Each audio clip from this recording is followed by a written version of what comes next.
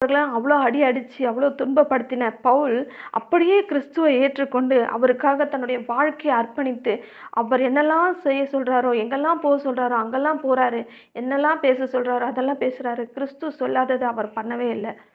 கிறிஸ்துவோட கூட அவர் இல்லன்னு சொன்னாலும், கிறிஸ்து பேசின காரியங்கள தான் பவுல் அதிகமா ஜனங்களுக்கு சொல்றாரு.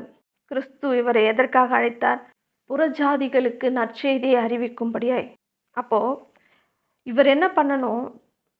பழைய காரியங்கள எல்லாம் மறந்துட்டு, புதிய காரியங்கள்ல நாட்டம் வைக்கணும். இன்னமும் இவர் பழைய காரியங்களை நினைத்துக் கொண்டிருந்தால், "ஐயய்யோ! என்னால ஊழியம் செய்ய முடியாதுப்பா. கர்த்தர் என்ன அழைச்சிருக்கிறாரு. ஆனாலும் என்னால செய்ய முடியாது. ஏன்னா நான் இவ்ளோ பேர துன்பப்படுத்தியிருக்கிறேன். இவ்ளோ பேர நான் பகைச்சிருக்கிறேன்.